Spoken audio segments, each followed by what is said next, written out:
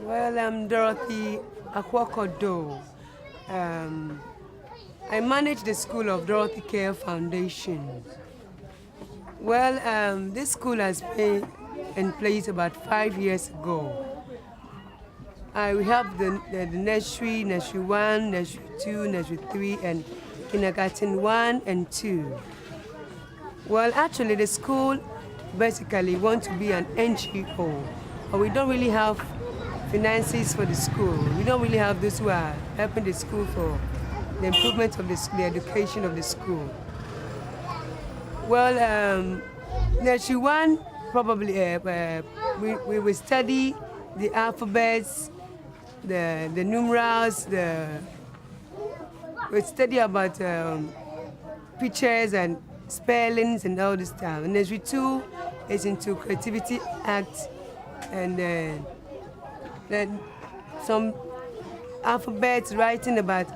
We teach them everything about education. And then when you get to nursery 3, they also learn, they are into maths, English, and then RME. That is religious and moral education.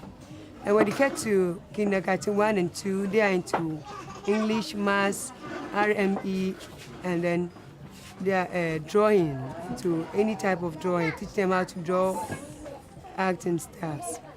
We would like this school to be in place because of the community, the way the community is. Looking at the way the children are walking about here without education, actually, it's really not impressive. So we are trying our best to educate the children here, teach them about education, and to know that education is the best they can have on earth here.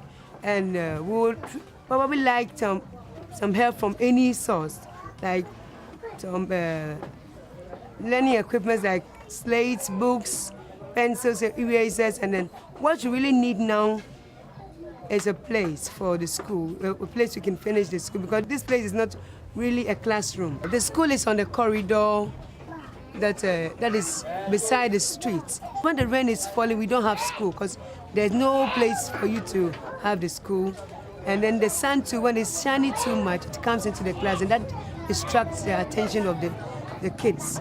So we would like some help from any source that we can get a very big place for the school to go through. Because most of the time when the kids finish the KG2 and they are supposed to go to class 1, their parents cannot afford their education. So you see them walking about here without not going to the primary sectors and then JSS. So we would like to have a big place to manage the nursery and the kindergarten, and then from primary sectors to JSS up to the highest level. So we would like any sort of help from any place. What motivated me was when I came to my grandma, I noticed that the children in this community come to her because she normally sits down quietly. She's not into quarrel like some other grandmothers do. And so when I see them sitting down, I ask them, when do they go to school? And they will be like, my mother says she doesn't have money. My father says, I don't go to school. Then I'll be like, oh, what is going on in this community? Now I just go to the room and take some books, some reading books, and then the Bible, and try to explain it to them.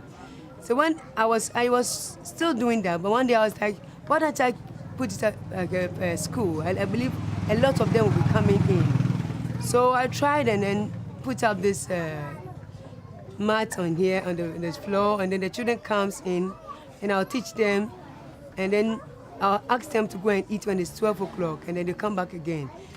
Exactly 4:30 we close the school. That's what we do here. But what really motivated me was, because I'm also a Ga, when I move out of Accra here, people normally say, Ga Mashie, I'm a small school. The Gans don't like school. Those are around this place, Accra here, they don't like schooling. That is what really motivated me to set up this school. The first challenge I was facing was food, because some of them come and they'll be like, my mother says she doesn't have money. So I have to do my best and then put up some food for them. Well, I talked to the parents to provide 1 CD for the kids to cook for them. But it's not all of them who have the money. So I try my best and then put it together and then cook some food for them. Sometimes you cook rice, bangkun with soup, and then wache. Those who really want to learn, and they don't have 1 CD, I try and keep them here and then give them food and let them learn.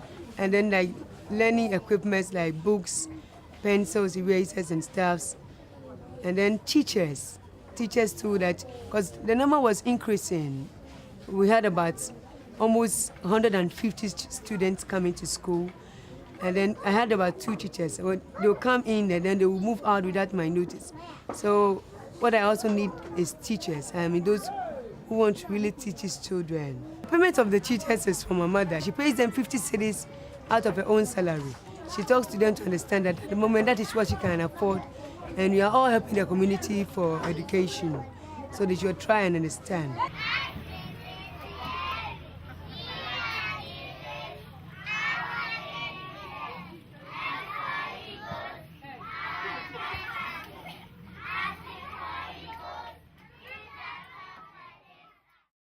Well, in the year 2014, I would like Dorothy Doe, that is Accra, to have a lot of education, to understand